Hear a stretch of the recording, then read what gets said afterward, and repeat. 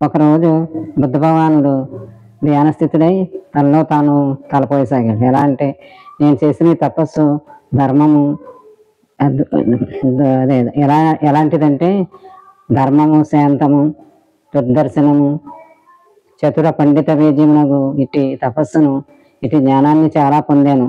కానీ ఈ లోకులు ఎలా ఉన్నారు, వాళ్ళు ఎంతసేపు కామితార్థములు కావాలని అది మామూలు ఈ వాంఛలు, కోరికలు వీటిలో కొట్టుమిట్టాడి ఇందులోనే స్థితిగతులై ఉన్నారు. వీరికి నేను జ్ఞానం చెప్పడానికి ప్రయత్నిస్తే నా ప్రయాసంతో వృధా అవుతుందేమో, వీరు ఎప్పటికీ దీన్ని పొందలేరు, ఎప్పటికీ వీరు విరాగాన్ని కానీ జ్ఞానాన్ని కానీ ఇలాంటి వాటిని పొందలేరు. నేను ఏం చేయాలి, నా ప్రయాస అంతా వృధా ప్రయాస అవుతుంది. కనుక ఇంకా నేను దీన్ని ఈ ప్రచారాన్ని, నా ధర్మ బోధనని ఇంకా ఆపేయాల్సిందే ఉంటుందని చాలా నిరుత్సాహపడి అలా ఆగిపోతాడు. ఆగిపోయి తనలో తాను అలా మొదలు పడుతూ ఉంటాడు. అప్పుడు కాలమని బ్రహ్మ అని ప్రత్యక్షమై, ఓ బుద్ధ భగవాన్, నీవు ఊరికనే భూమి మీదకి జనింపలేదు.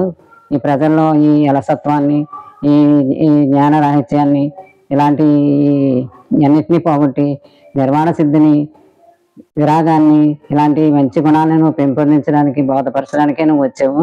అందుకని నిరాశపడకు, నీ ప్రయత్నాన్ని వెనుక తెరకు ప్రయత్నం నుండి తప్పకుండా నీవు ప్రయత్నం చెయ్యి. నెమ్మదిగా అందరూ నీ ధర్మానికి వస్తారు, ఎంతో వెలుగొందుతావు. నీ ధర్మం చాలా సంవత్సరాల నుండి నీకొక బుద్ధుడి కాలమని ఒక కాలం నీకు నిర్ణయించబడి ఉంది అని ఎంతో ఉత్సాహపరిచి చెప్తారనమాట. చెప్పినప్పుడు ఆయన అప్పుడే నిర్ణయించుకుంటారు, ఏమైనా సరే ఒకరిద్దరైనా పర్వాలేదని. అప్పటి నుంచి ఆయన ఒక్కొక్క గ్రామం తిరుగుతూ, ఒక్కొక్క దేశం తిరుగుతూ తన బుద్ధ బోధనలో మొదలుపెట్టారనమాట. అలాగనే తను తపస్సు అయ్యి జ్ఞానాన్ని పొంది, బోధి వృక్షం కింద జ్ఞానం పొందాక శరీరం అంతా కృషించిపోయి ఉంటుంది.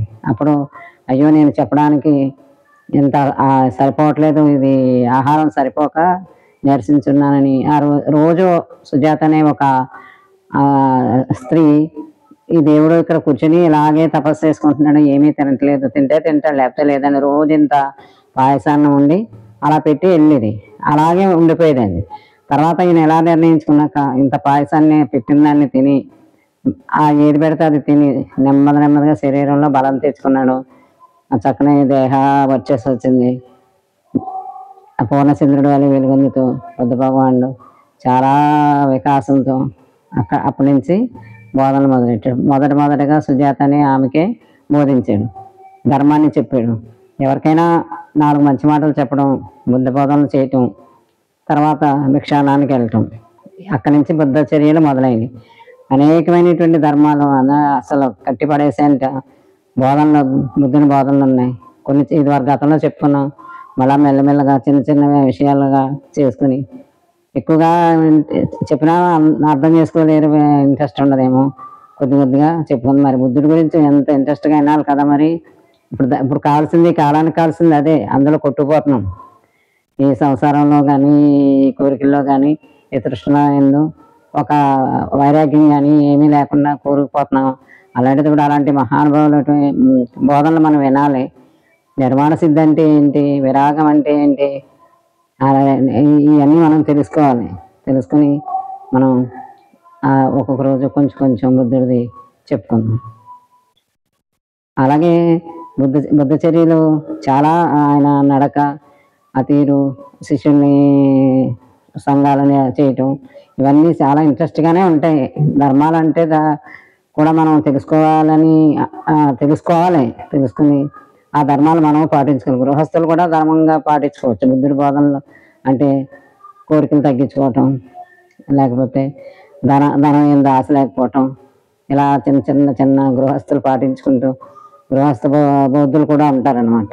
అలాగే మనం నిత్యము నడుచుకుని మన ప్రవర్తనలో బుద్ధుని చెప్పిన మా ధర్మాన్ని మనం ఆచరించుకుంటే వేరే ఏ దేవుడో ఎక్కడా ఏమీ లేడు, ధర్మంలోనే ఉన్నాడు. బుద్ధుడు అదే చెప్పాడు, మీ ఆచరణలోనూ మీ నడతలోనూ మీరు పాటించే ధర్మమే దేవుడు అన్నట్టుగా ఆయన బుద్ధుని బోధనలు ఉంటాయి. మనం వేరే ఏమీ చేయక్కర్లేదు, అన్ని ధర్మపరంగా న్యాయంగా మనసుని అటు ఇటు కదలనివ్వకుండా కోరికల వైపు పరిగెత్తకుండా అందరి యందు కరుణ దయ ఇదే బుద్ధుని బోధన. మరి ఇప్పుడు ఎంతో అవసరమైన సమయం ఇది చెప్పుకుందాం.